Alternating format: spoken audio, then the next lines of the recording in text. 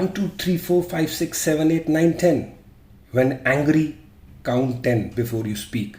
If very angry, 100. A classic tip to manage anger many of us were prescribed to. I counted 10 because the GaganVictor podcast enters its double-digit journey. With this 10th episode, happy you're part of it. You will be much more in control, explained neuroscientist Antonio Damasio, if you realize how much you are not in control. Contrastingly enlightening, isn't it? Well, let me share a story with you on this. In control or not in control. A monk decides to meditate alone, away from his monastery. He takes his board out to the middle of the lake, moors it there, closes his eyes and begins his meditation. After a few hours of undisturbed silence, he suddenly feels the bump of another boat colliding with his own. With his eyes still closed, his sense is anger rising, and by the time he opens his eyes, he is ready to scream at the boatman who dared disturb his meditation. But when he opens his eyes, he sees it's an empty boat that had probably got untethered and floated to the middle of the lake. At that moment, the monk achieves self-realization and understands that the anger is within him. It merely needs the bump of an external object to provoke it out of him. From then on, whenever he comes across someone who irritates him or provokes him to anger, he reminds himself, the other person is merely an empty boat. The anger is within me. Take time for introspection and search for the answer. Are you in control or being controlled by your anger? Empty boat is a famous, fabulous metaphor. Its values lies in its implementation. Between stimulus and response, there is a space. In that space is your power to choose your response. In your response lies your growth and your freedom. Viktor Frankl's life-changing advice.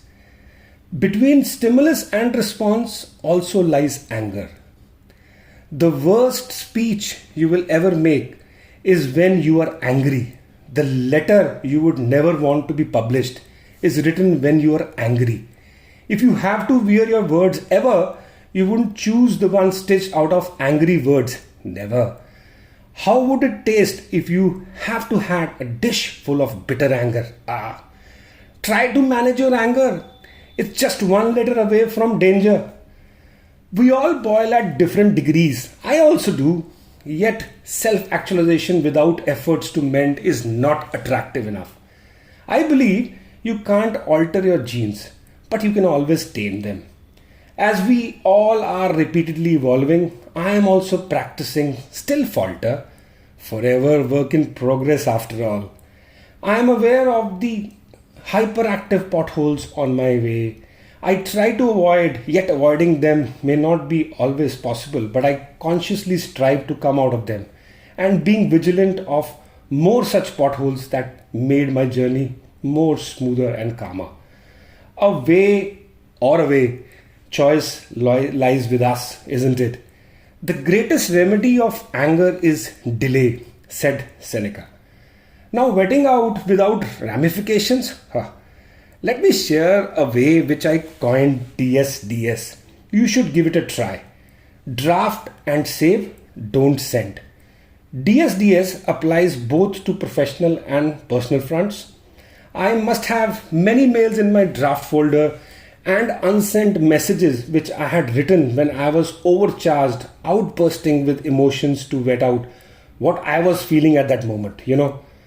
When I revisited them the very next day of drafting it, saving it and not sending it, I always had a sigh of relief.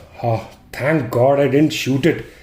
They all qualified for a place in the depository of my unpleasant folder, which I aptly called danger.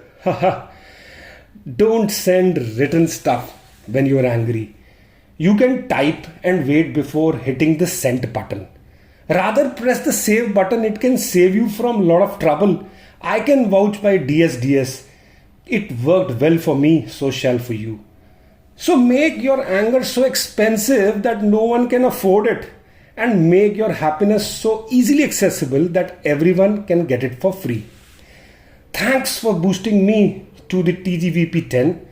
Love to read your replies and how have been your experience with my podcast. Appreciate your feedback. Always strive to omit anger and emit happiness.